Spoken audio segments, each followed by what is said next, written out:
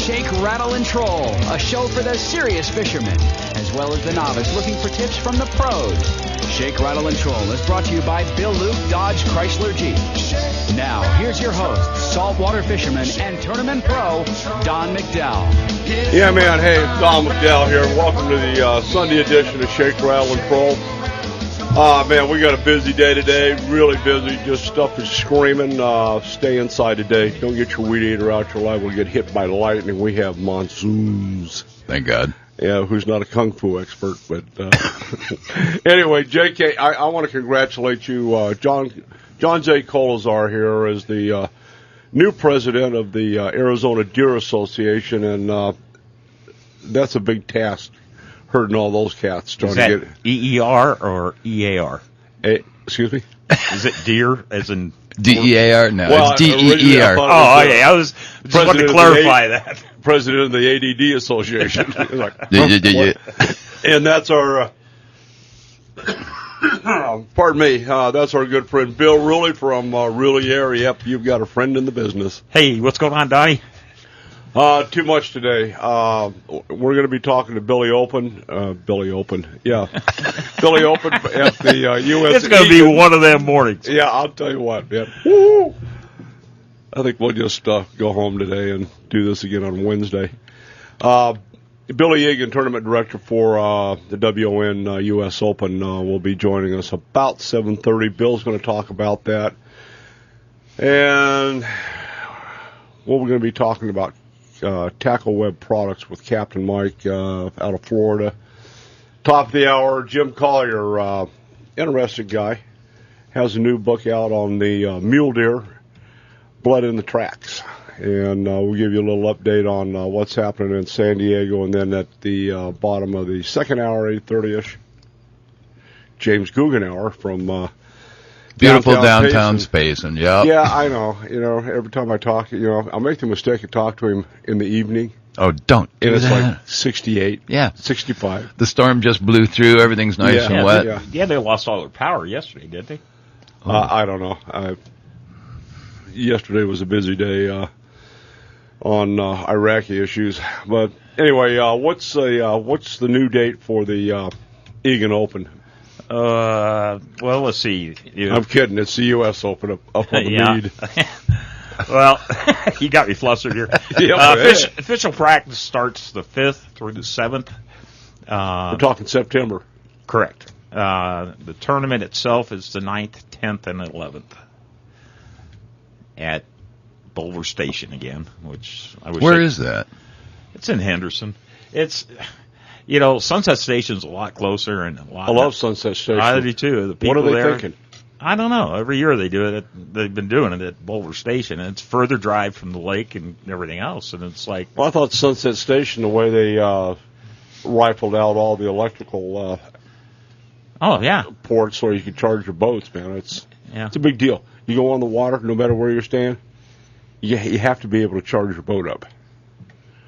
Really? Yeah. Oh yeah. Yeah. Potentially, you got 100 guys looking for an extension cord.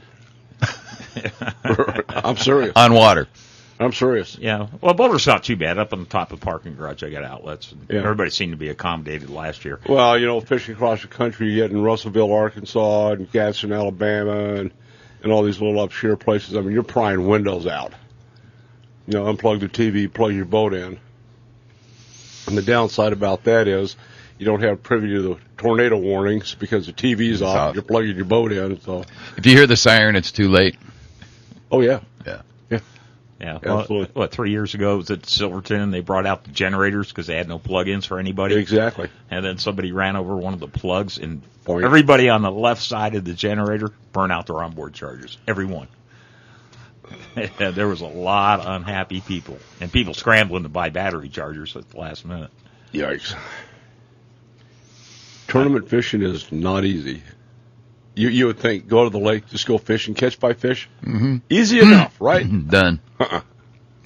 No, especially if it be there's only 5 fish up there. I got my name on 4 of them. Yeah, buddy. So what's your plan going in? What about D. Wayne from downtown Left coast. I'm still bending his ear, but I know him. He's so predictable. You know, Yeah, he's going to be scrambling at the last minute, going, I need to fish. It's male mentality. Last year, I mean, it was down to the wire. I think he was the last person on the cut for the non-boaters, and he was on a waiting list, but he was the last person to make it. And anybody below him didn't make it. So he was sweating it. Well, he always does well. And he didn't know till, like 2 days before the tournament that he was going. Yeah. Dwayne always does a good job. Did you have any big game draws? Negative on that, Ghost Rider. Bonus points galore. Deer, sheep, and turkey. Ever try to eat a bonus point? Yeah, they taste really, really good. BP soup. And in the old days, at least you got a pink in the mail. You know, you could stack them up and look at that big, thick stack of all your rejects. Yeah, that's You don't even get that anymore. Sorry, you were not drawn. Yeah, that's one thing nice about fishing. You buy a license, you can fish all you want. Just knock yourself out. Yeah. Well, the good part about it is, archery season's around the corner. I do have a standing invitation for downtown Wetumpka for deer and turkey about that same time. So You're not going. No, you're going to be here. If you want to hunt, you're going to hunt deer here. You're going to hunt archery. Starts first weekend in September, I think. String and a stick. String and a stick. Come on. You do that, Don? Yeah, I do, but I'm a real avid subscriber of Ching Ching Pow. It's, it's a lot easier. Chinese philosophy. You don't have to get as close. I have to hunt archery deer this year because You don't. You got it. You want a brand new. Yeah. 22-250 someplace. Well, I got that, plus I got the 30. Oh, I got my own 30-06 I won. I won 2 rifles this year. One is the 30-06 and the other is 22-250. However, I have an archery bull tag September 13th. So I'll be hunting deer early just to get into the feel. Hi, Bill. Good to see you again. Yeah. I just don't kill them. I talked to Joe Nacho. We're doing some business and yesterday afternoon, and he goes, I do have a bull tag. Click. I'm done. But anyway, hopefully we'll pick up some tips from Jim Collier on Blood in the Tracks. Interesting book. Did you get to read the... I did. I read the whole chapter on tracking. Yeah, that was really interesting. It's the first time I've seen that, where somebody's basically has a book out and is an enticement, a hook, or whatever you want to call it. They give you a preview, and they actually let you read a whole chapter. And this one was on tracking, which I found fascinating, where there was some information that I didn't know and had no way of knowing that this guy's put into about the difference between the footprints that you see on a doe versus that a was buck. Interesting. Yeah. I didn't know that. I didn't either. Never even thought about it. I knew that if you see a big animal, sometimes they'll drag their back hooves as they're going through, and a lot of times you see that in snow from really big. You see it with elk all the time. You see that at Walmart after 10. I'm just saying. You have shot me twice now in 2 days, and what? I feel like the bad version of the new version of a country western song. In the old versions, your woman left you, your dog's gone, got killed, and your truck's gone. Somebody stole your truck. Alan Cole. Yeah. Perfect country western. Yeah. Just play backwards. She comes home, the dog gets in the garbage, and Now my version is, number 1, I don't have a woman. Number 2, I have a dog that had a seizure. Number 3, my Prius instead of my truck is. Now you know what? And you're going to buy me a hamster?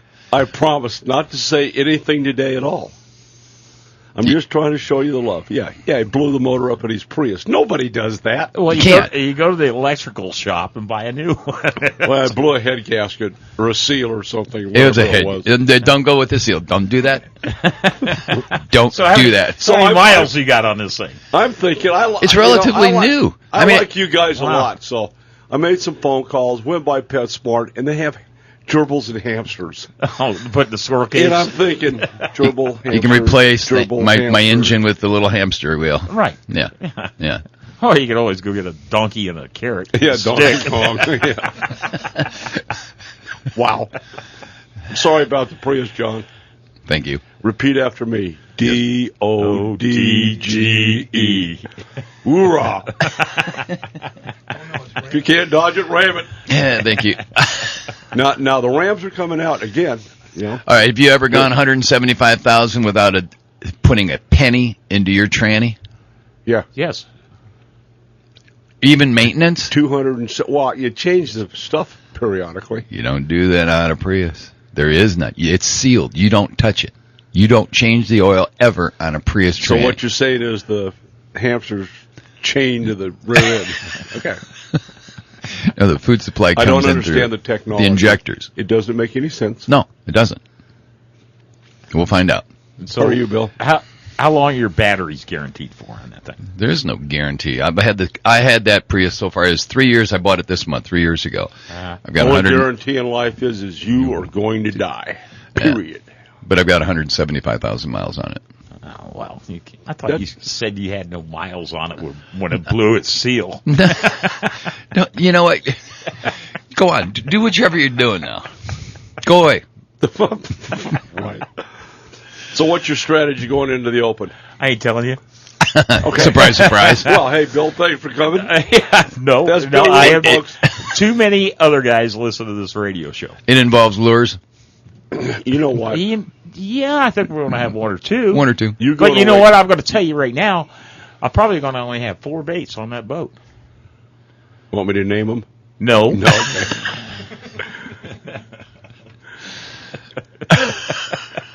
Okay. It don't even go where it rhymes with. Yeah. Okay. We don't name names here, but it rhymes with Ruley. Yeah. We don't name names. It rhymes with Cantrell. There's a strategy going in there. Come over to the tackle shop, and we'll make sure you have one of them. Well, you got some of the stuff I need. Yeah. Well, they've got a new kick bass one out that we shouldn't even go here right now. I know. Does this involve a mouse too? No, Patrick's so hot on those mice. God, Pat's first time up at ICAST. Oh, really? 400,000 square feet of nothing but fishing stuff. He comes in and goes, Don. I go, what? He goes, it's a mouse, a rubber mouse. And with hooks.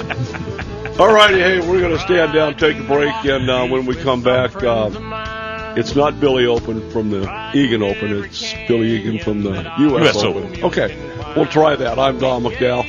Bill Ruley. Prius Colazar. The voice of moderation. And reason. Watched eagles soar above the peaks of our minds. Sitting by the campfire.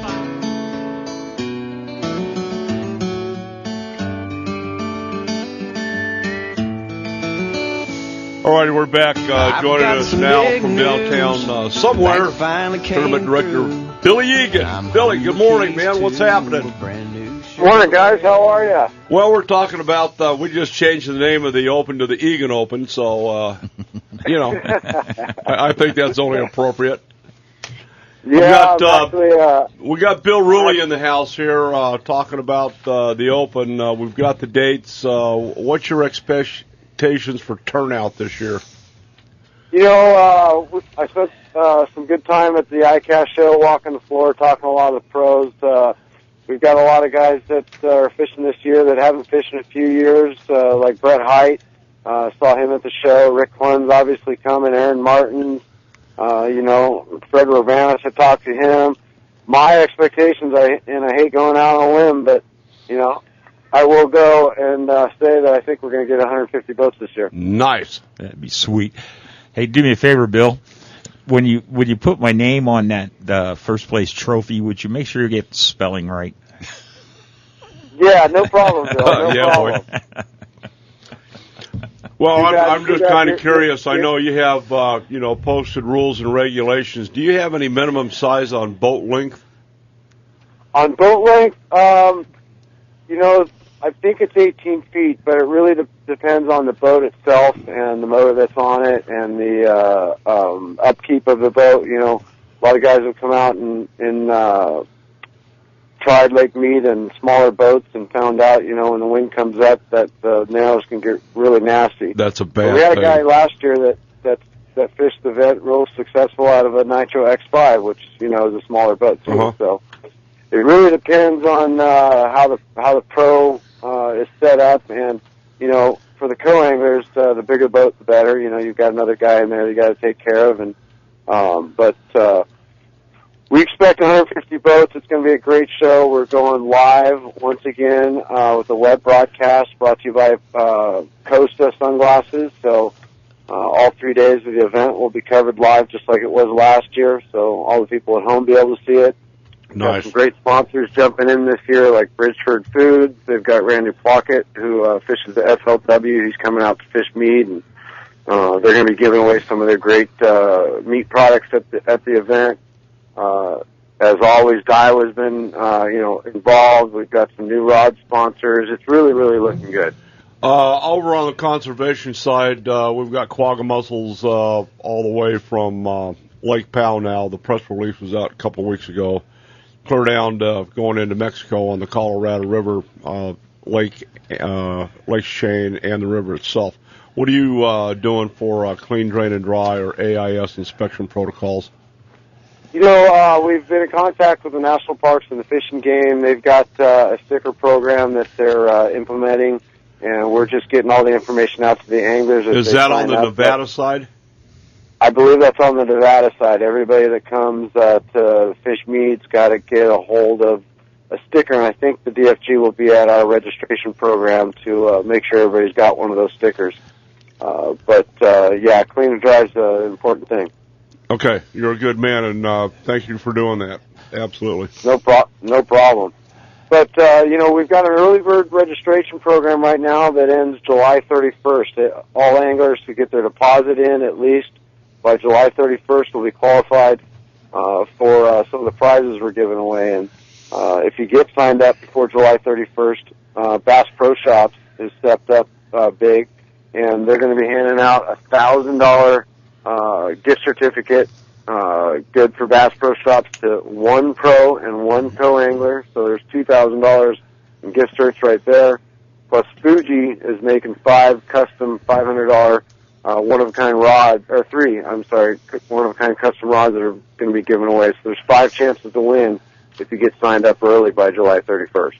Nice. Based on a full field, what kind of first, second, third place money are you handing out? Well, based on 150 boats, the top payout would be $50,000 plus the $40-some thousand Nitro Z8 with the 200 Optimax Mercury motor on the back, fit with Lowrance Electronics and Motor Guide towing motors. I think off the top of my head, second place is somewhere around $15,000 to $20,000, I believe. But it's a great payout. They've got the optional built-in money that's paid out every day. There's 5 fish each day on pro and co that'll be walking with $1,000 each. Plus the big stringer bags will also be walking away with $2,000 each for each day. So lots of built-in money and lots of ways to win. Absolutely. Hey, Bill, on the website it says early bird entries, thousands to be raffled, 5 winners. Is that thousands of dollars? Or?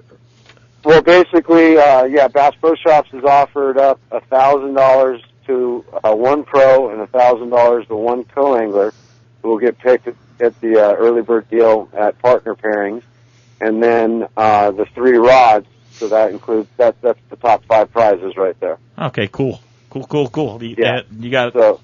You got some good prices for the night of the draw?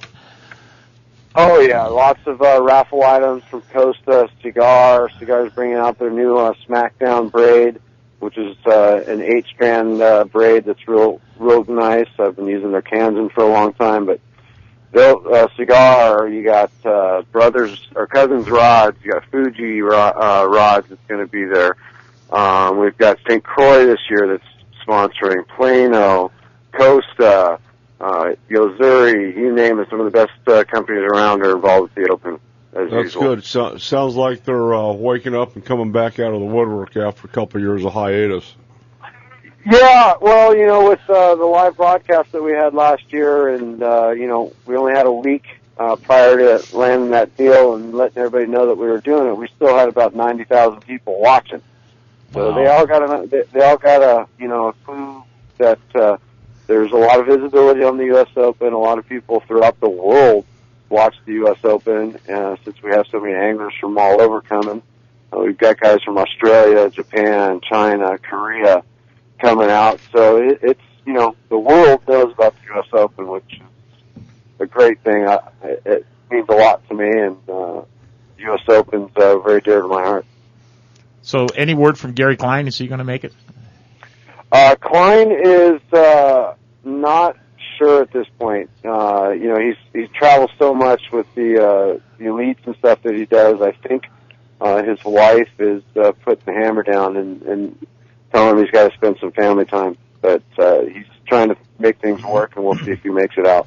Yeah, I'd love to see him again. He's such a nice guy. Any news on Rich Tauber? Has he signed up yet? Oh, Tauber's always signed up. He won't miss that event. I just saw him on Friday, so good deal. He'll be there with bells and whistles on. And that's a scary thought. Is he still doing his own hair? Actually, he let it grow out. Are you kidding? I'd heard that. No, yeah. I thought Garth Brooks walked into the room when when I saw him the other day. I called him last night, and I haven't got a call back from him yet, but I'm waiting to hear from him. Nice. Yeah, nice. He's so busy guiding all the time. You know, he doesn't come up to breathe very often. Well, Billy, I want to thank you for playing along today. We'll keep the word out there, and if you can join us periodically up until and through the Open, we'll be happy to give you as much coverage as we can here. So, you got it, bud. Well, the term is September 9, 10, and 11. Got to be signed up by August 30th. That's the deadline for the event. Again, the early bird is July 31st. Just get a deposit in. You can go to wanbass.com or call us at the office at 949-366-0030, and my extension's 40. Okay, we'll get that posted on the SRT website. We got to flip into a break, Billy. Have a good rest of the weekend. Billy Egan, folks, the TD for the U.S. Open Lake Mead in September. Wow. I'm there. I got it in mind. Anyway, having said that, we're going to step down, do a little bit of this for our sponsors. When we come back, switching gears, going to the other side of the country with Captain Mike in Florida. I'm Don McDowell. JK. Bill Ruley.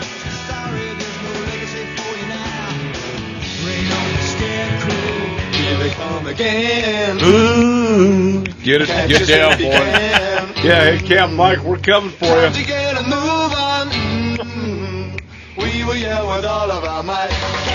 All right, hey, as promised, we're changing gears, going over to the downtown Florida somewhere. Where are you, Captain Mike? Orlando, Florida.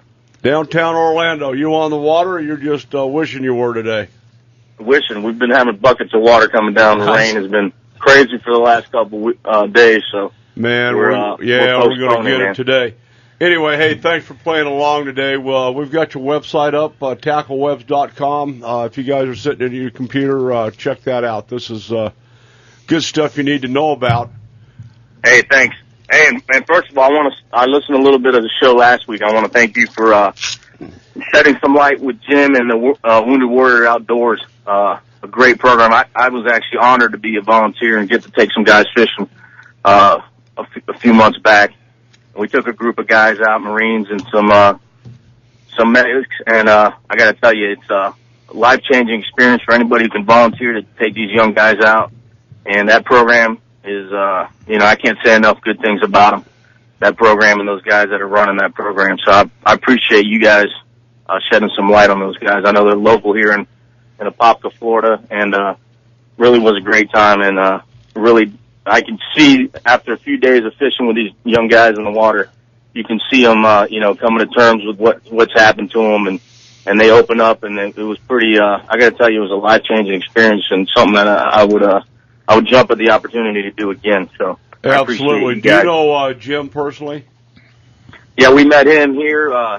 It's a really great event. The way they put it on is just absolutely top-notch. They brought everybody in. They were from San Diego, and they came in, and they've never really fished on this side of the world. And they had a dinner where we got to meet, everybody got to meet who, and get paired up with who they were fishing with. And then they had a place out on the water for them to stay for the week. And, we had 4 or 5 captains that went out there with boats, and we got to take guys out in different shifts and take, we switch guys out every day. And so they got a different experience with a different captain. And, it was, I gotta tell you, man, it was top notch all the way through and through. And, they really are a great organization. And not like a lot of them. I mean, it's 100% goes back into that program, back to the Wounded Warriors. And those. Well, this is Wounded Warriors on the water, correct? It's Wounded Warrior Outdoors, yeah. Okay. Those guys out of Apopka, so. Yeah, not woundedwarriors.org. Those guys I have a bone to pick with, but. Right. Yeah, anyway. These guys are different. These guys are doing it right.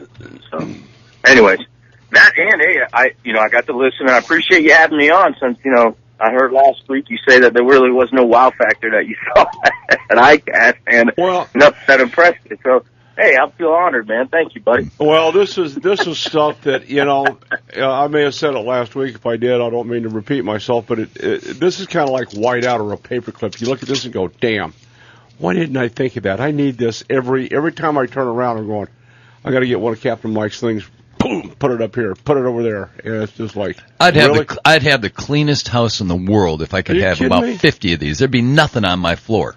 Nothing. All my stuff would be hanging high, which is where I really need it at eye level, because half the time we forget about crap because we don't look down often enough. Exactly. Yeah. Don't look down, don't look up. Yeah. Deer hunters seldom, if ever, look up. I know. Yeah, I know. I know. One interesting thing, Mike, I don't know if you've ever tried this before, but I tried to Velcro one of my pit bull. No. When we go for a walk, you put him on the leash. Come here. You Velcro this on his side. You put your water bottles on. Oh, hey, that's cool. He didn't like it. He tried to screw himself in the ground trying to get it off. But I'm just saying, there are some other uses. If you get a Thunder shirt and you put that on the Thunder shirt, I guarantee it'll stay locked and loaded forever. Nice. Yeah. They're all made out of Velcro. My operations manager, Peckerhead over here, has got one on one of his shirts, and I want to.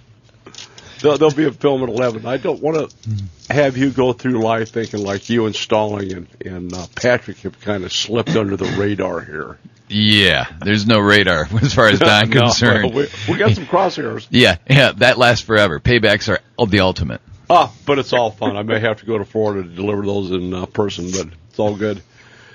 All right, you need to come down. I hope you guys come down for next ICAST, since we'll be here in Orlando, Florida. So you guys come on down. I'll show you guys some fishing on this neck of the woods. That is a given. What I would really like to visit with you on is the opportunity to harvest free-range bacon with the feral hog activity down there. Are you guys up to speed on that? Oh, we've got places for you. There's plenty of hogs. We've got so much swamp over here that you just can't control it. I'm hearing dueling banjos in the background. No, you're hearing gators barking and gators barking, yeah. Feral chimpanzees. I've talked to your Senator Bill Nelson. Wow. A lot of scary stuff down there. Yeah. It gets worse. It gets worse in Tallahassee than it does in our swamps. Oh, yeah. All right, well, let's go back to doing a little business. How many products do you have up on the tacklewebs.com? Right now we've got, I think it's about 7 different products. We have Velcro versions that you can put in hatches, doors, you name it. People put them in the bed of the truck, so forth. And then we've got a bungee version, which is basically bag with grommets, and then you use bungee cords to strap it around railings or T-tops or casting platforms or whatever you need. Some guys bypass that. TJ from TTI Blakemore, who we were hanging out with at ICAST. Yeah. He actually drilled it right into his boat, and he's got it there, and he keeps his... well, that's what I was going to say. If you don't want to use the bungee cords on it, you can put those in with, mechanical fasteners. Right. And then we've got, the release was this at ICAST was the pedestal seat bag, which was a big hit over there. And that's for, anybody who has a pedestal seat in fresh or salt water. It gets installed right between the pedestal and the seat, and it's got all stainless steel, all starboard material. It's all marine grade, and you can just snap it on and snap it right off. Nice and easy installation, and it doesn't impede outside the circumference of the chair, so it doesn't take away from any of the deck space and stuff. So why don't you put a couple belt loops on them so you can hang them on your belt? I'm serious. I'm not. That's design number 456. What are you in my? Well, I'm thinking, kind of, you got to know Bill. You're going to love him when you meet him. He sold a 21-foot boat. Next thing I know, he's got a 12-foot aluminum boat. Entered the largest derby in the Southwest. Did pretty well. But I'm thinking to go along with that 12-foot boat, maybe we could put one of these on a pair of suspenders. Hey, something about bib overalls. I'm just saying. Yeah. Talk about we'll do it. We'll customize it up for him. Oh, nice. But hey, I got a John boat, little we call it Tim boat. So he's part of the Tim Boat Club, and I keep in the Velcro. I put it right on the side of the John boat and keep all my stuff to. I catch just as many fish. I just can't get them back to the dock as fast. I'll tell you what, Mike, what I'd like to see, and I'm going to do this, is the bigger the better. I'm going to put these on the ceiling of my garage. I hunt a lot, and I'm out in the woods from probably September to December. I want to have a bigger one that I can have my winter gear in, my summer gear in, and my regular gear in.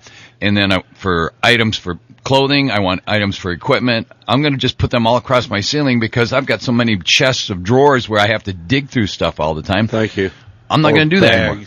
Yeah, bags. Yeah, we've got them hanging all over the garage, all over workbenches and stuff like that too. And we actually have in the fall already in design is some bags that'll come out for hunting, for ladder stands and stuff like that too. That'll be out. So I'm thinking you can leave it out there when you set your stands. You can leave it out there all season long. In camo. Get up there and have a place to put stuff. Huh. Well, go to tacklewebs.com and go to the home page. He's got a little video there, and it'll give you a pretty good overview of what Mike's product is capable of. And then, you know what I'm thinking, Don? A bigger bag, though, so he could put it on his Prius. So he could put a tow line and jumper cables and all that stuff in it for his Prius.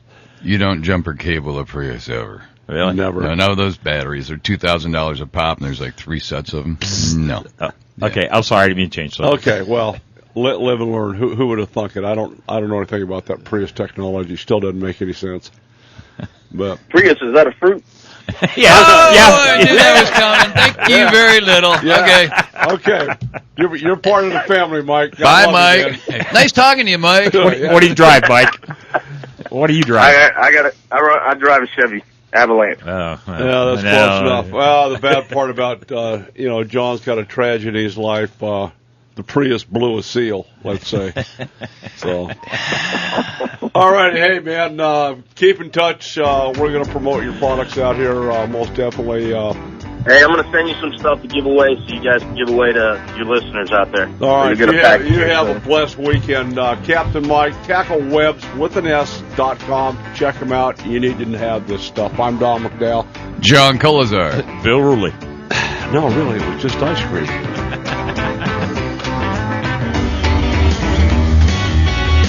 All righty, we're back. There's an awful lot of stuff exposed up at ICAST this year, and I'm really serious. TackleWebs.com. That is good stuff. So, moving along, top of the hour, we're going to visit with Jim Collier. John, as you read through that one tracking chapter, what did you kind of key in? We talked about the hooves. Kind of explain that. The way he explained it, obviously it's every animal has a different size foot. And the bigger the foot, the more likely it is that it's a buck versus a doe. But the way he said it is if you follow their imprints, he said that a doe, because of the childbirthing process, will typically have their back feet will be outside of the... Wider hips, in other words. Wider hips. Okay. Where the big bucks will have that bigger, broader front end. I'm sorry, I'm not going there. You just sit there. I'm not going to say a word. Behave yourself, Eat Mr. a bagel. Ridley. Thanks, Safeguard Business. So you're saying that the does have wider hips than the bucks? Well, you look at the ratio.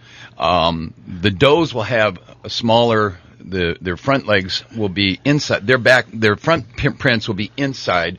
The back prints will be outside. The bucks, because they have a broader chest, their front front prints will be outside and their back prints will be inside of it. That's one of the ways that you gauge it.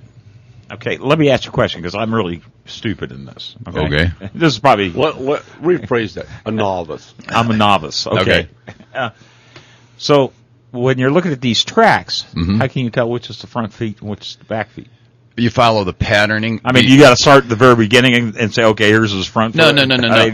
What you do is you look at where the prints are. And typically they said that the second set of prints that you see are going to be almost inside, right behind the front prints. So you'll see two sets of prints. Okay, I'm with you now. I'm sorry. Yeah. That's how you figure it out. Unless it's a bear. Yeah, I'm serious.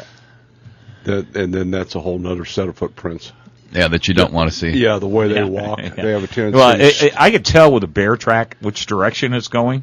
I'm going to be going the other way. Yeah. What you don't want to find are the steaming piles that you have to look out for. Yeah, that's always a lookout. So when are you going to start your pre-scout? I'm thinking probably the last weekend in August. I'll be out of here, and every weekend thereafter. I want to get this out. A couple things are going on. In fact, there's a lot of stuff going on at Arizona Game and Fish up at HQ. One of the good things, and I'm really pleased to announce this, our good friend Officer Kenny Dinkwell. You'll know Kenny as Operation Game Thief Chief, if you will. He recently has been promoted to Wildlife Law Enforcement Programs Coordinator. Congratulations to Kenny. Yeah. I mean, that's like going from, a fun job to the frying pan. God love it. High visibility and lots of need for that flak jacket. Yeah, definitely. But, Kenny's the guy to do it. And we're waiting to see who our new Operation Game Thief guy is so they can re-engage with Shake, Rattle, and Troll. We try to keep on top of what's going out there in the poaching world. I understand another wolf was shot. That's what I read. Yeah. Don't know who. Another $50,000 reward. I was going to say, I thought you were talking about $1 million wolf. Woofs. Okay, $1 million woofs. That's about what they've cost us. Actually, we refigured that. They were $500,000 babies. Yeah. Based on what we know now. Right. Yeah. So, another one went down. Somebody shot it. Nobody knows who. And, the opportunity to recover remnants of a bullet and transact and go back and figure out who did it is really remote, particularly considering the regions they're in. And unless somebody was known to be in the area with a weapon, it's real hard. So where was it at? In the woods. I don't know. Along the border? Mexico? Well, New Mexico and we've had Arizona. A report of a wolf outside the experimental 10G area making his way to the Purina dog chow plant in Flagstaff and got hit by a truck crossing I-40. Really? Yeah, absolutely. And that's a long way to go for dinner. Wow. That happened 6 or 7 years ago. So, I mean, those wolves are not following any boundaries. And if they tell you, if you talk to a wildlife manager and you say, hey, I just saw a wolf today, they're going to go, nah, you saw a coyote.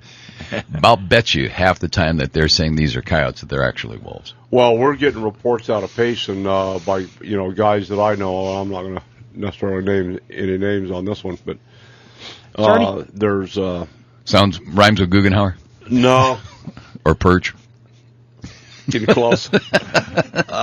There's pictures of wolves in Payson, north of Payson, Christopher Creek. That doesn't surprise me at all. No, not at all. We've seen them in 4B right there at Chevelon Crossing, north of Chevelon Crossing, on one of the tributary roads. 504. I don't remember what road it was, but I'll tell you from a sportsman standpoint, that's the hardest thing I ever did, was identify in the crosshairs what this was. I thought it was a big fuzzy coyote. And if it's winter, it's a coyote. Nah, this guy was definitely of the wolf variety, and you can tell that blocky head and the. Having recognized that,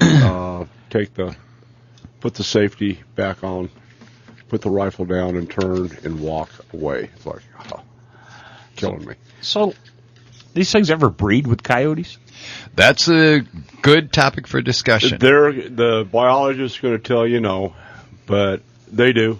They'll breed with it. They'll breed with anything that's in heat. Well, yeah. I mean, it was like years ago I was up in Cottonwood, and one of the farmers explained to me that the coyotes will actually hunt in packs, too, that they'll have a female that'll be in heat, and she'll go into Cottonwood, have dogs follow her back out through a wash, and they'll attack the dog and kill the dog. Yeah, they do that. Yeah. Bait and switch. Alabama's got the red wolf, and now they've cohabitated with the coyotes, and they've got some really peculiar looking red wolf coyote dog mixes. Well, and you know that we're going to have a biological assessment team that's going to come back within the next 2 months and tell us whether or not these are really Mexican gray wolves or whether they're hybrid dog/wolves. If it's hybrid, what happens, John? That's a really good question because it's not genetically proven that it's a Mexican gray wolf. What are we going to do? Has all of this, $30 million been a wasted effort on an animal that's not truly a Mexican gray wolf? And what percentage of it is Mexican gray? What percentage of it is dog? You know that. We heard the floppy ears story, and that was a big indicator. Not only that, but the dropping of the by the feds of the lawsuit against the rancher who shot one when they couldn't prove that it was a Mexican gray wolf. Well, that's gone on a number of times, and I think, if I'm not mistaken, there's 3 current litigations going on right now. I'd love to be in the courthouse when that one goes down. Well, it's open to the public. I'm not driving to Gallup. I'm not driving to Nutrio, so I'm not. Well, especially with your Prius broke, you're gonna have to hitch a ride. That's not really not funny. He's gonna miss the mileage. I'm telling you. Oh yeah. I get good mileage, but his mileage is just absolutely off the charts. Well, I'll tell you what, his mileage he got for 175,000 was probably 10 times better than yours. Oh yeah, easy. What kind of mileage were you pulling out of that bad boy? Depends. If I'm coming down from Payson, I was averaging 100 miles a gallon. That's downhill. Yeah, I know. How about going uphill? You'll still get 100 miles a gallon. Uphill, I was doing 35 miles per gallon in the Prius going up to the top. Now, normal driving down here in the valley, expressway driving, I was getting 50, 52. Percentage-wise, how much of the time are you running on fuel versus your battery? Most of the time you're running on fuel. What happens is when you, braking, when I'm coming off or I'm braking hard on anything or stopping, what it does is it's like the reverse thrusters on a jet engine. It charges your battery. That's the charging process, and you're not using any fuel at that point in time, or minimal amounts. I mean, it's like a sipping, basically. Overall, for that 175,000 miles, I've averaged 43 miles per gallon. Wow. Yep. That's huge. So we can't tease them anymore. Yeah. No, yeah, you can. I know. We poke fun. But the reality of it is, you go, damn. Well, I know, especially with diesel almost $4 a gallon. What was I thinking? Yeah.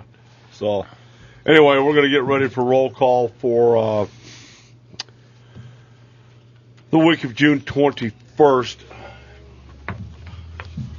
We have 2 soldiers this week, and I want to start off by just making a comment. This first soldier, we don't have the cause of death, which is suspect at this point, but this was a 19-year-old soldier, Marine Lance Corporal Benjamin Tuttle.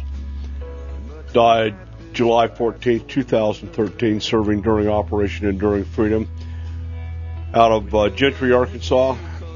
Quite a list of inclusions here. He was assigned to the Marine Fighter Attack Squadron, the 323rd. Marine Aircraft Group 11, 3rd MAW, 1 MEF, Marine Corps Air Station over in Miramar.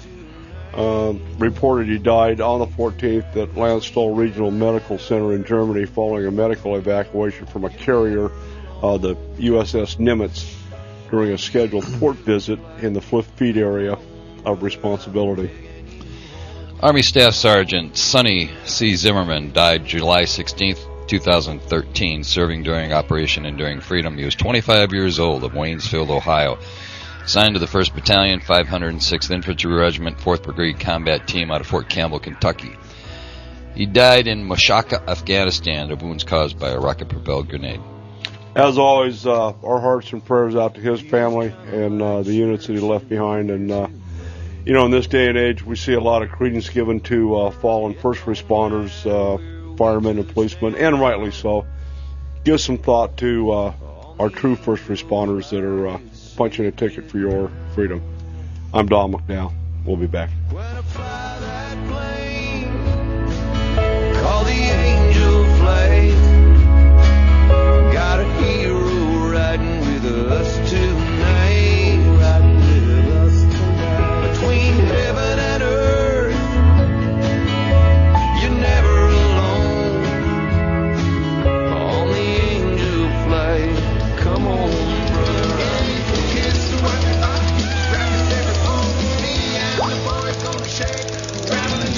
It's time for Shake, Rattle, and Troll, a show for the serious fishermen, as well as the novice looking for tips from the pros. Shake, Rattle, and Troll is brought to you by Bill Luke Dodge Chrysler Jeep. Now, here's your host, saltwater fisherman and tournament pro, Don McDowell. Yeah, man. Hey, I'm Don McDowell. Welcome to the second hour of Shake, Rattle, and Troll. We're going to go to the bullet side of life. In-house with us is the new president of the Arizona Deer Association, our good friend and brother Bill Ruley from Ruley Air, and our operation manager sitting over here that I don't know what he's doing. But anyway, it's all good. You can go to ShakeRattleAndTroll.com, our website, click on JTV, see what's going on the studio. And as promised, we're going to change gears, get off the fishing stuff for a little bit, and talk to author Jim Collier on a new book, Blood in the Tracks. Good stuff. I've read a portion of this. He was kind enough to send us a little teaser. He gave us one free chapter, and after reading that and being a deer hunter, and I think John concurred earlier that it's a good book. So I want to welcome Jim. Good morning. How are you, sir? Oh, I'm doing fine. How are you doing, Don? We're doing well. We're expecting a little bit of a monsoon today, so no hope of a weed eater today. So life's good. Oh, good. Well, I want to thank you for playing along. Tell us about Blood in the Tracks. How a little bit about your background and how did you come up with this Mule Deer Manifesto? Well, I was raised in a small rural logging town in northern Idaho. Nice. Back when we had no TVs, dirt roads, and we lived to hunt deer. And as I got older, I eventually wrote a book on whitetail hunting, and everybody started complaining. They said, you should have written a book on mule deer hunting. And I said, they claimed that I knew more about mule deer than I did about whitetail, so I wrote the book and explained exactly how I go about looking for trophy class deer, finding them, figuring out where their travel routes are, and basically what to look for. Now, I read that chapter on tracking, and I found it fascinating, particularly on the aspects of where the hoof prints are, the size of the hoof prints, whether the rear tracks are on the inside or the outside of the front tracks. I found that ought to be beneficial, and it was something I would not have known. Like that was just, you know what? Like you, John, I've hunted mule deers all my life. I didn't know that. Never even stopped to think about it. But anyway, go ahead, Jim. Well, basically what they were saying is, on a deer, the larger hoof is, of course, on a buck is his front hoofs, because that's where his body weight is. And just like people, the does are wider in the hips and the bucks are wider in the chest. So if the bigger hoof is, when they're laying the tracks down, is slightly outside of the smaller hoof print, you're tracking a buck. If it's the other way around, you're following a doe.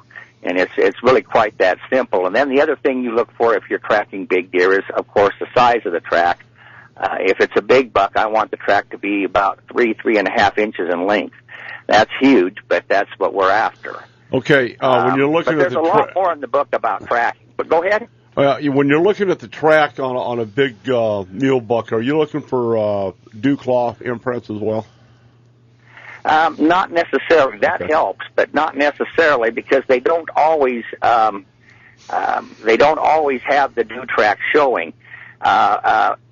generally, if they're dragging the hoof, it is a buck. However, I've found doe tracks where they also drag their hoof.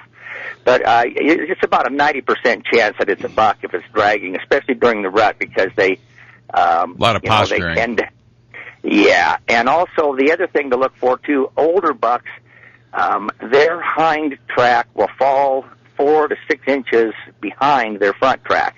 On a younger buck, a lot of times they'll be right next to each other or right on top of each other. I found that very same thing to be true in my life. You know, when I was younger, my footprints are one thing. Now I'm dragging 1 foot. Yeah.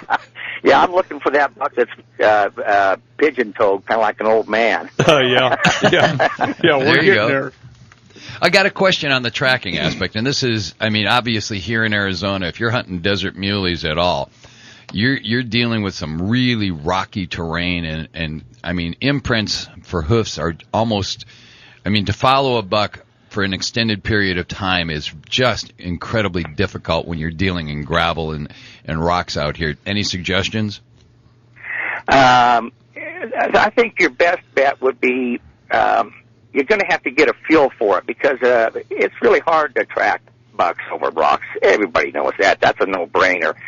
A lot of times guys can go in the off-season and just follow deer around so they get an idea of how a deer looks and approaches a mountain. That's what the big deal in tracking is. After you've tracked deer for several years. Now, where I grew up, of course, we have snow, and it makes tracking a lot easier. But deer are continually looking at their back trail. They're not. The idea is to track deer enough that where you move a lot like the deer. And it takes a few years of following them, and then you actually track them off of their track. And you try to get about, I'd say 70 to 100 yards uphill of their track and just parallel it. Now, you can't, even in snow country, you cannot see their track where they're that far away. I would recommend, especially in the desert country, if you want to get an idea of how deer move through a country, you want to try to follow them more in the off-season and get a feel for the deer. And then when it comes hunting season and you do see some tracks, let's say in the sand or in the dirt, and they're heading across the rocks, you can look over there on the ridge and you'll say, okay, this is where they're probably going to go through. I can go around here and get the wind right and get in front of them. That would be your best bet in the desert. Now, when I was in Africa, the Bushmen in Africa are incredible trackers. I've never seen anything like it. They can read a track like we read billboards going down the freeway. They're on a dead run, and I'm still looking to try to see what they're looking at. And they'll turn direction, and you'll try to argue with them, and pretty soon they'll lead you right to the animal. It's incredible. But I don't have that kind of prowess in tracking. Jim, we have one of our guys, Pete Cimarello, and I think John will agree with me. He's one of the finest hunters that ever came out of Arizona. Anywhere. I'd put him up against anybody, any place. But one of Pete's big things, and I've learned a lot from both John Colazar here and Pete Cimarello on the use of optics, good optics. Are you watching them all the way up? You watch them from early light on a high vantage point, and that's where we feel that we can kind of gather what movement patterns are from these big muleys. Oh, absolutely. I agree 100%. That's probably, if I was going to pick the one mistake that most hunters make, is they have a tendency to try to start hunting at daylight. And what I mean that is, let's say they're going to hunt up on a ridge. They'll start driving up or start walking up the ridge at daylight because they don't want to miss anything. Even though they know the bucks are going to be up on this other ridge, they have a fear that they're going to walk by or they're going to drive by something and miss something. So by the time they get to where the bucks are, the bucks have already bedded down. They're not watching them move. The number one thing that you can do to improve your success, especially on big trophy deer, is to be exactly where you expect to kill the deer at daylight. And then, and start blasting with good optics from there. If you aren't where you can see them at daylight and you get up there 20, 25 minutes after daylight, you're going to miss them. What about this button hooking? That's the first time I've read anything. Excuse me.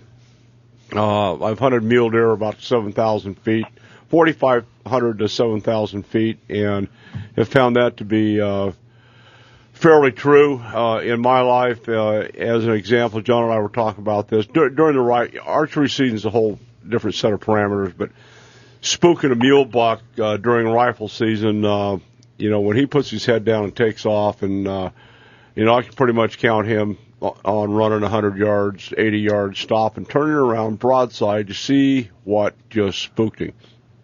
Game's over, for the most part. Yes and no. I have that happen with a lot of really good deer.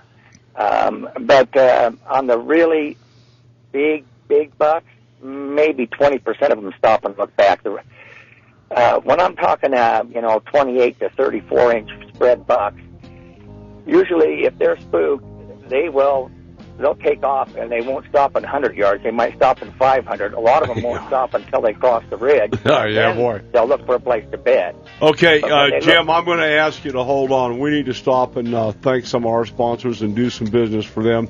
We'll be back with Jim Collier on Blood in the Tracks with J.K. Bill Ruley. We'll be right back.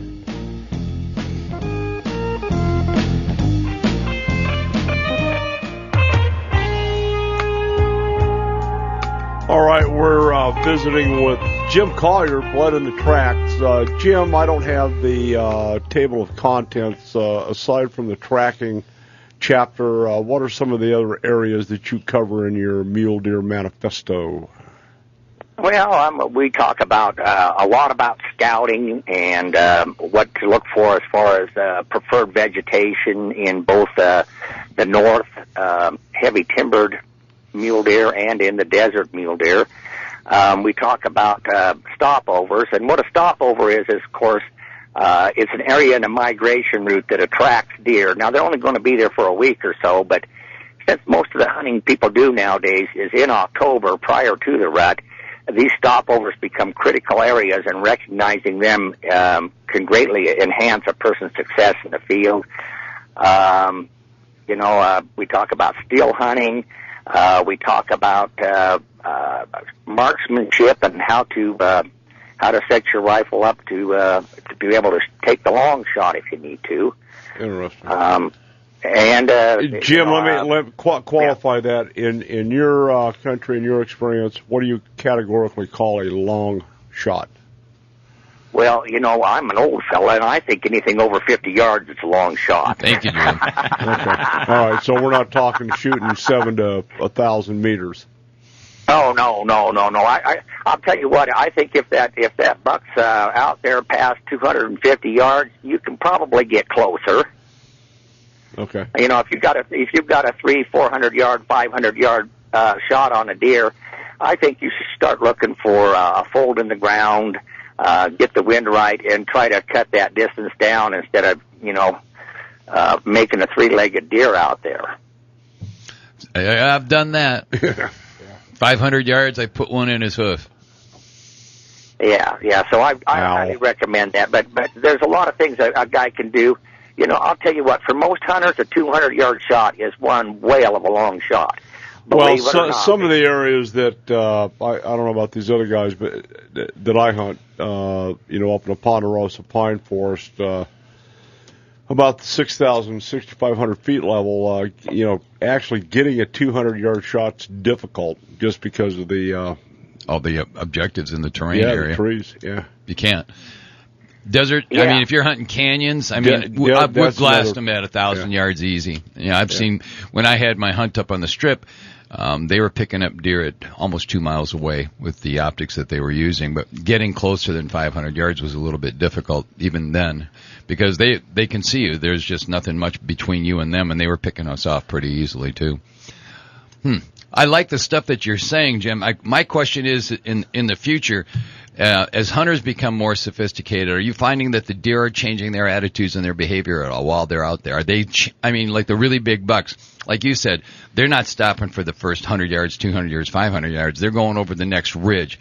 Do you find that that's what they're doing more and more now? The bigger bucks, to maintain their livelihood, is to basically change their stance? I don't know if they're changing more or if there's just a lot less of them. I think the biggest threat we have now is we're there's too much bucks only hunting. And my opinion is this: if there isn't enough deer to hunt both sexes, there probably isn't enough deer to hunt bucks only. What happens when you, for example, Nevada, 25, 26, 28 years of bucks only, we're getting farm recruitment of some areas that is 17 fawns per 100 does, and it should be 35 to 45. Yet what they do is they increase the number of buck tags. Right, and that's just We're wrong. seeing a lot of barren does. People, they want to kill a deer, so instead of waiting for a big buck, they're knocking off fork horns and spikes. I don't blame them. The problem is in the management. We need to manage our deer better for the overall health of the herd, and we would have more big bucks to hunt. I think the big bucks, big deer learn by evolution. They don't learn like we do. They can't reason. So they have to, it's instinctual learning. So if they get shot at and they see a truck, well, they can learn that, but they're not going to necessarily say, oh, there's a truck I have to run. Some do, some don't. You know, in talking about the recruitment, the fawn recruitment, we know that here in Arizona the objective is usually between 30 and 40 fawns per 100 does. Now we also know that the birth rate is somewhere around 105 to 110 per 100 does because of twins that a lot of the healthier does will be carrying. We find that predators are the ones that are taking down, obviously, and mule deer for whatever particular reason. An antelope, if you can get an antelope fawn to make it for the first 5 weeks, they're good to go. They can outrun the pack of coyotes and they can move on. Mule deer fawns, up to 8 months later, they're still susceptible to predation by coyotes, mountain lions, and wolves. Oh, absolutely. And predators do take more deer than hunters. But predators have been a part of the game for the last 4.5 million years. That's how long mule deer have been here on the continent. Blaming the entire thing on too many predators. If we cut back the predators, of course, it will help. But I also think that, our aspect of the human predator, and we're only killing bucks, that puts too much pressure upon the percentage of, well, let's say the ratio of buck-doe ratio. Yeah, where most of the states, I know, in Arizona, they really like to see, we've fought for and maintained at least 25 bucks per 100 does. Our prior commissioners in this. That's nice. Yeah, and our prior commissioners were going down as far as 8 to 10 bucks per 100 does just for breeding purposes only. And we pointed out to them, if you've got 8 bucks per 100 does, that buck is going to be an awfully tired buck by the end of the rut. A happy one. Yeah, he's going to be worn ragged, and then he's susceptible. Yeah. Well, that brings up another misconception. Everybody sees, during the rut, you'll see a buck on a herd of does. But when the doe actually comes into season, she separates, and the buck will follow her away from the doe. Right. So a lot of times the big buck you're seeing on that herd of does is not the dominant or the alpha buck in that area. He's coming in at night and picking off a doe that's in heat and going off and breeding her. And what we're seeing driving by and looking, oh, look at that big buck, he's probably the beta or secondary buck in the group. He's just waiting. Well, right. Some of the reality that we have here, my home unit, last time I had a deer tag up there, which is getting harder and harder to get a deer tag, I counted 121 head of deer over a 3.5 day period. There was one buck. Yeah. I killed the buck. And quite frankly, I've owned dogs bigger than that particular deer. No, you laugh about that. You laugh about that, but I years ago I was part of a thing for veterans as far as collecting deer hides, and we sent them to the tannery, and for every 2 hides we sent them, they sent us 1 back tan free, and then we terminate the leather to the VA hospitals for making wallets and whatever they did, but. Some of the deer that we got were no bigger than German Shepherds. Oh, yeah. It was just ridiculous how small they were. Jim, how do you differentiate between a whitetail characteristics and the mule deer characteristics? Well, to tell you the truth, they're both if you go back about 3 million years, they're both the same deer. That's when the whitetail started showing up east of the Rocky Mountains, was about 3 million years ago. The mule deer's been here for 4.5 million. There are some distinct differences. The whitetail is like a ballerina, and the mule deer is like a football player. Yeah, that's an accurate assessment. Yeah, it is. Yeah. Maybe we should delist one of them. What do you think? Yeah, thank you. Yeah. They're just a little bit, they're a lot more skittish, the whitetail are.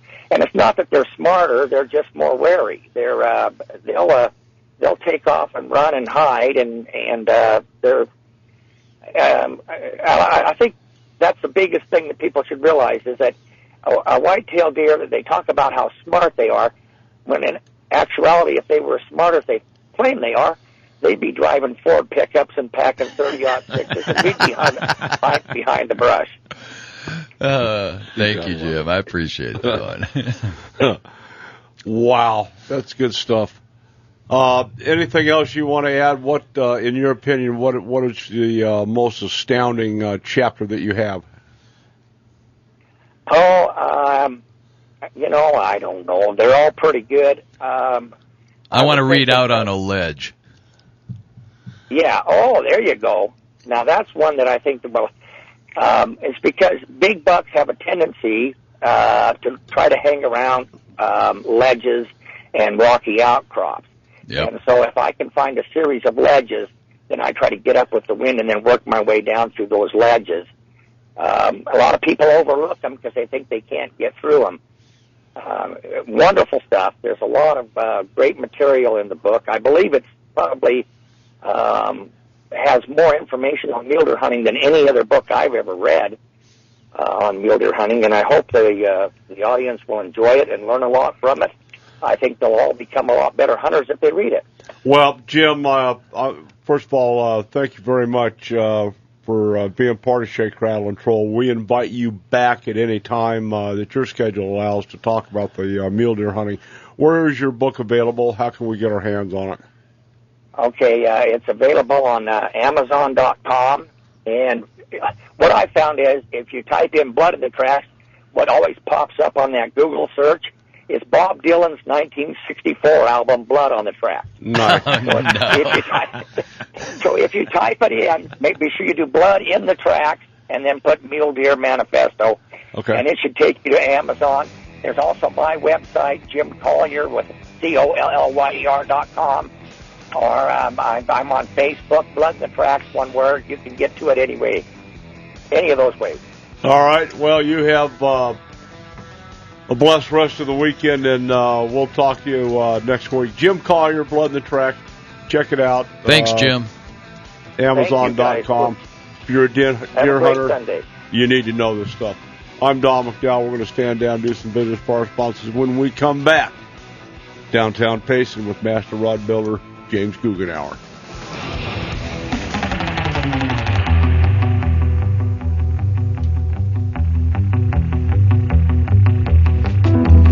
All righty, we're back. Changing gears, going to Downtown Pacing, where the weather is always nice, with Master Rod Builder James Guggenauer. James, what's happening, brother?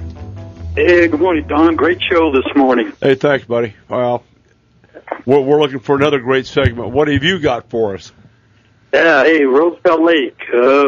First of all, let me tell you about monsoons. Yesterday we had one of the biggest lightning storms I can remember up here, and it's showing today in the flows going into the lake. The Salt River this morning is flowing at 307 cubic feet per second. That's a lot of flow, like 150% of its normal rate for this time of year. And even the Tonto jumped up to 81 cubic feet per second, which is off the chart for the flow for this time of year. So those monsoon rains are keeping the lake up. It's currently at 46% full. But the good thing is, it not only brings the water level up, it brings a lot of nutrients into the lake, which is critical for the small fry that were just born a month or so ago. So good fishing down there, and tell anglers to be careful if you're going to Roosevelt. It takes no time for that monsoon storm to trap you on the water. Boy, you're absolutely right. Scary stuff right now. And the other thing is that a lot of guys don't quite grasp is if it even you even think the lightning's going to start popping around, put your rods down, get the boat off the water. Absolutely right. Can't say that enough. You know, there's a small tournament that they hold weekly for locals at Roosevelt, and they hold them on Tuesday nights. So these are experienced guys from Tonto that are out there, 3 times a week, and they got trapped last Tuesday. And luckily they all got off the water, but they all took some waves getting back to the weigh-in. So it can happen to anybody. That's how fast they can come up. Yeah. Well, I personally spent the night 3 different occasions on various lakes because I could not get off the water. I wasn't smart enough to get off the water before it started. So stupidity's got a price tag, let's say. Well, on the other hand, it's smart not to, if you have a choice between going to a safe harbor somewhere and trying to come back to a dangerous dock or ramp, choose the smart option there. Absolutely. Okay, a couple things I want to cover before we get to your fishing report. The letter out of Tonto National Forest on the closure public access, to my knowledge, James, is going to be rescinded. The commission and Chief Cantrell have met with the higher-up over at Tonto. And that's going to be revised. To my knowledge, the public is going to be allowed to fish the alleyways like we have been. However, there's going to be some postings on not fishing the dock or the slips with a boat in it and so on and so forth that ought to be anyway. That's common sense not to do. Anglers don't always use common sense. And, Don, you get, I don't know how else we can say this, but I know you do a lot of work behind the scenes, so we appreciate your efforts there, and the guys down in Tonto Basin were thrilled when they got that word yesterday. So. Okay, nice. Good stuff. So, how's the fishing on Roosevelt other than dodging monsoons? Well, if you're a Texas rig fisherman or a jig fisherman, you're going to be a happy person this week. Those 2 baits are typical summertime patterns. 2 areas to fish this week for sure would be drop-off points. We've been saying 15 to 25 feet depth. Now I'm hearing fish as deep as 30 feet are being caught on jigs and Texas rigs. Oh, that's painful. 2 hot spots that I'm going to give you that is a little different than what we've been talking about. But both of these would be right at the break of the drop-off, where you go from about 10 feet to 30 or 40 feet. The first one is on Goose Flats. Ooh. Second is Connor's Ledge up on the Salt. Fishermen are doing extremely well along those break points there. Yeah, boys. Well, since you're throwing secrets out there, right there on that ledge, there's wolf packs. Yep. Yeah, you get your topwater going. Hang on. We're still hearing it's sporadic, but we still see some topwater and, any time of the day. Guys are saying early in the morning, some guys are seeing them at night, some guys are seeing them at midday. Well, midday along those breaks, what you're going to see, odds are, is not going to be a single. It's going to be multiple fish and these little wolf packs coming up to see what's for dinner. Yep. Anyway, so yeah, we thought we'd throw that out there. And, we got a full moon tomorrow. So we're going to have some more guys that are night fishing out there and taking advantage of that. So it ought to be a good week for fishing coming up for crappie and bass. I ought to shave my knuckles. Yikes. So, Jim, is the water pretty murky now?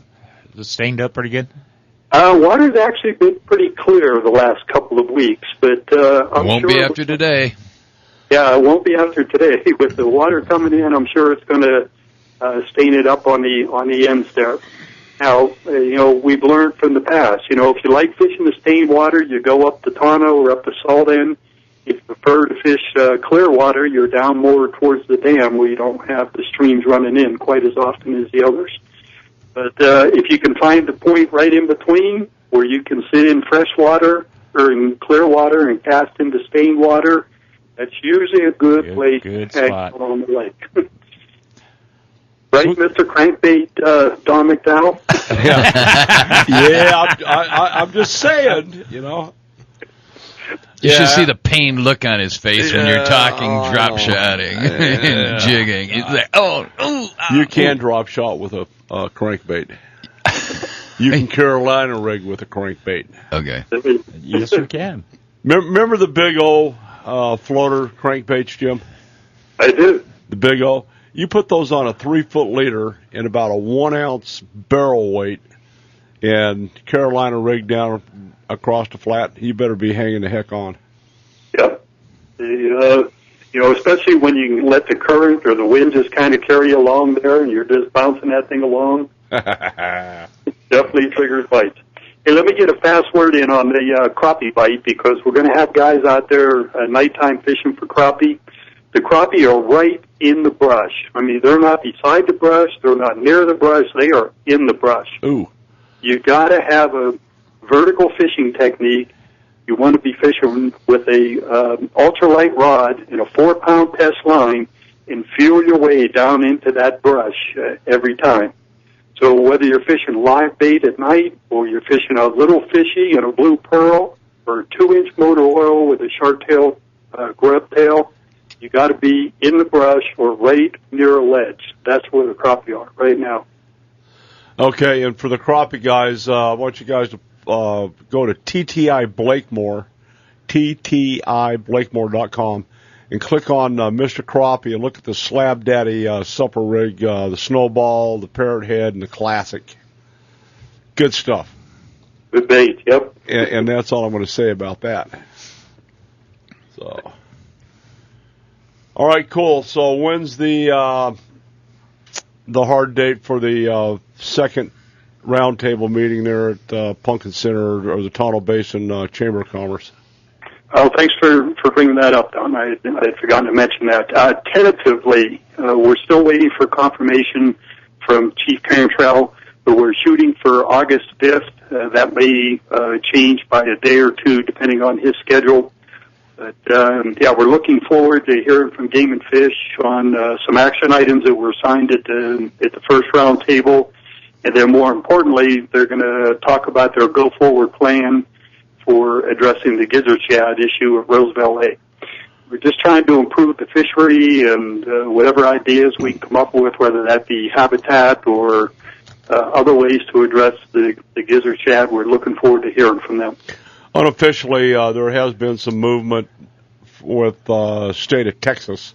Parks and Wildlife has agreed to do genetic testing on our largemouth forest. I'll have more details when the chief gets back. From what I understand unofficially, again, they're going to do 10 venues, 10 different lakes on largemouth DNA samplings. That'll save us a ton of money and move that particular program along. We'll be testing Havasu, the Colorado River below the Parker Dam, Roosevelt Canyon, Apache, Bartlett, Pleasant, Patagonia, Alamo, and I can't remember what the last one is. So, right. So hopefully, by well before this time next year, we'll have our genetics in, the DNA studies, what we learned on NCIS or CSI, and we'll be able to pinpoint where our Florida strain stocking will be most effective. In other words, where are they going to survive the best? Because you can't arbitrarily just go throw fish in the water. Yeah, well, everybody think, well, just put Florida strain in there. They might not want to live there. Right. Yeah. So, hey, kudos to Chief Cantrell here. I know he gets a lot of negative emails, and I talk to him frequently, but he did a lot of hard work to make this thing happen. So if you're out there listening and you have Cantrell's email address, go ahead and send him a thank you. He's helping us a lot here. Yeah, man. Okay, we got about 45 seconds. Anything you want to add? A couple of things for Payson area. Beautiful up here to go fishing. If you're up on the rim, everybody is saying that the trout fishing up there is just over the top. It's getting to the season now where a lot more insects are on the surface. So if you're a fly fisherman and you know what a woolly bugger is, yeah, we do. Love them. You need to bring a handful and hit one of the rim lakes up there because they're all stocked and they're all performing perfectly this summer. All right. Hey, good report. We'll talk to you next week. Peace, love, and bacon grease. I'm Don McDowell. That was Master Rod Builder James Guggenauer. Check him out at RimCountryCustomRods.com. We're going to flip into a break, and my friends, Bill Ruley, John Colazar. We'll be back. Call me Waylon Jenny.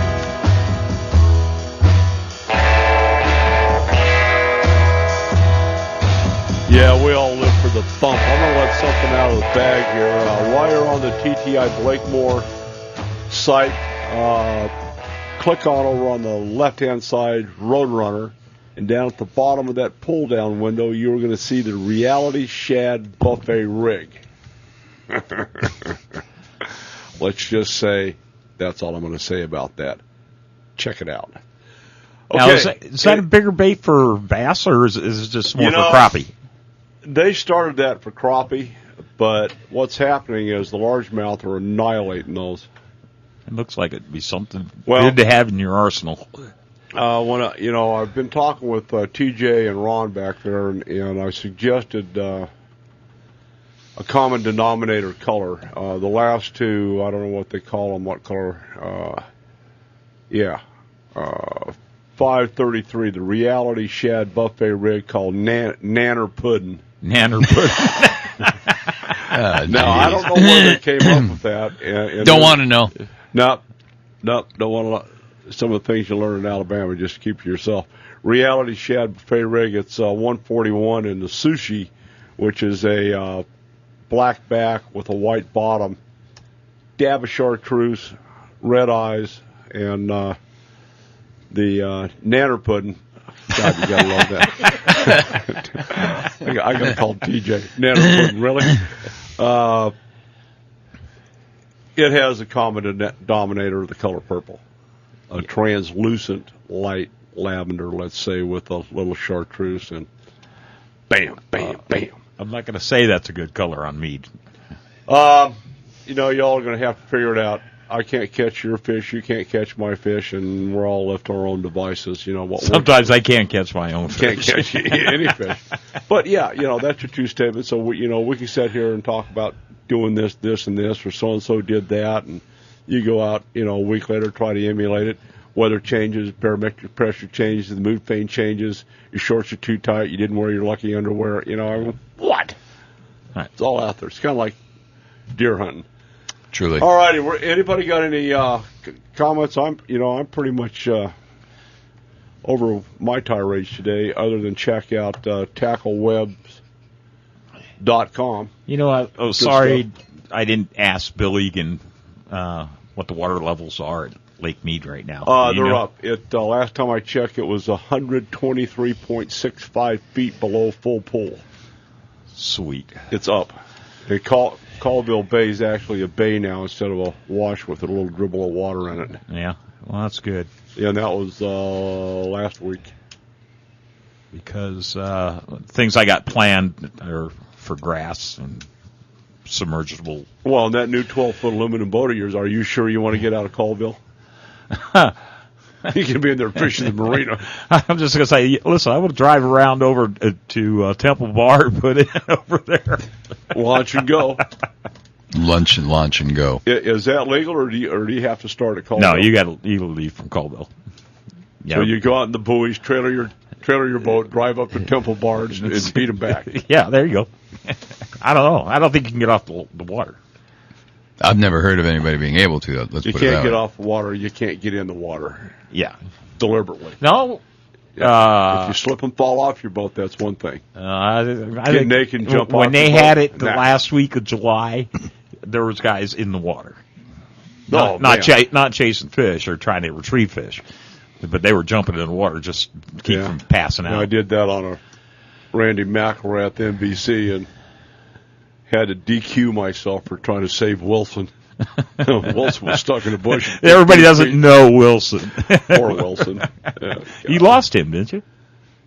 There's a reward out for Wilson and his buddies. Yeah, let's just say. Anything to add on behalf of the ADA or Safeguard Business Systems, Mr. President? Yeah, I drew the short straw in terms of being the ADA president. However, for those who are interested, mule deer season and archery season starts the last week of August. First, check the regs for archery. And the ADA is going to be very active this year in terms of a project. We're right outside of Roosevelt, as a matter of fact. So I think you can make a combo weekend if you so choose. On the North Shore? On the north end there, the AA Cross Road. Yeah. They're going to put in 2 5,000-gallon tanks. We're also looking for those dedicated individuals who would choose to give up a little bit of their time on a monthly basis for the Arizona Deer Association board. We're looking for members who are willing to give back. There aren't many people out there who want to do that. Board members or what? Yeah, board members. Board members. Yep. Is the ADA going to be putting on any hunting seminars prior to the... Not this year. No. Why? You guys are the experts. Experts. What we found, and it's interesting, seminars are sometimes a good thing, sometimes they're not. Depends on who attends, and quite frankly, we've had some issues with, help getting there to do that kind of thing. The camp issue, having youth camps is another one. We've put on some really good food for a whole lot of youth camps, and what we find out is a lot of times people take advantage of that. The first night they'll come in, and it'll be the hunter and his dad or his uncle or his mom or whatever. The next night, the whole family comes in to freeload off of us for a meal. And these are people, you're preaching to the choir when you're trying to do that. That's the problem when you have Scott Strike cooking supper. Oh, I know. He cooks too darn good. Man. Yep. You got to try this, Bill. I'm in. Yeah. When you have one of Scott's tri-tips, you're coming back. Oh, I love No, we went up to a works camp, and I'm thinking, you guys need to break for lunch, and I'm thinking, have a hot dog and some beans. Man, there was pulled pork. There was. Oh, his beans. Way too much. Nobody went and back his to chili. Work after His lunch. chili's awesome. Yeah, better than Francis's chili. I don't know Francis. Scott won some awards this last 2 weeks ago. Well, I know he did, but what Bill's talking to, Francine McElrath at the end of the NBC tournaments. Oh, I don't care what the temperature was outside. She'd have chili. She'd have a bowl of chili, and it took me in my case, right back to Grandma. Yeah. In Grandma's kitchen with the hamburger meat and the beans and the, you know what, man, good stuff. It was. Seriously. Even when the hot times, he'd have cold watermelon and ice cream, and then Francine's got this thing of chili over here. It's 115 degrees outside. The chili's 120. It's like, oh, yeah, give me another bowl.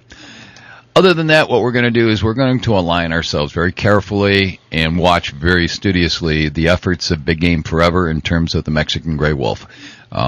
We want to support their efforts at making sure that states have the right to manage even the Mexican gray wolves. We do not want to go away from the 10J experimental status. We do not want more than 100 wolves in the state of Arizona. We do not want their territory expanded to the I-10, I-40 corridors east to west.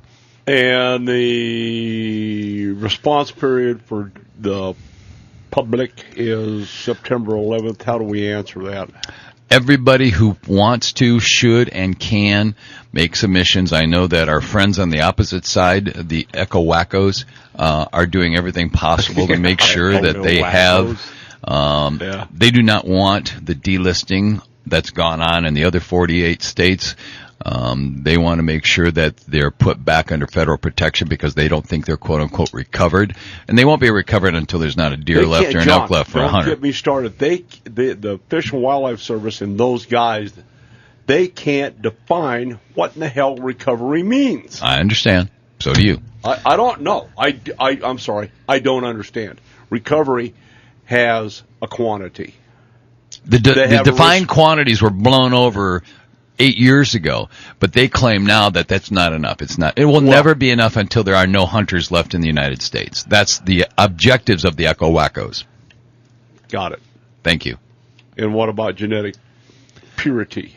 Well, we're looking for some genetic purity out of these Mexican gray wolves because nobody believes they are. They think they're half dog, half wolf. Well, I just watched Discovery Channel or National Geo. There was the wolf program put on by the Humane Society. Oh, HSUS, those people who have one 0.1% goes back to shelters, and the rest is all fighting to make sure that people like you and I don't hunt and we can't consume those animals. We'll get them back. Check out TTI Blakemore, the reality shad buffet rig. Bill, thanks for coming down. Thanks for having me, Don. You need to come down more. JK, congratulations on your new appointment. As always, thank you. Mr. President, but Mr. President, nice job. Thanks, Don. Okay. Hey, check out SRT, Shake, Rattle, and Troll website. We've got some new stuff up there for you. Jennifer, great job today. I'm Don McDowell. Bill Ruley. John Collier. Take your kids fishing, hug your bass boat, salute a soldier. Freedom's not free. We'll catch you next week.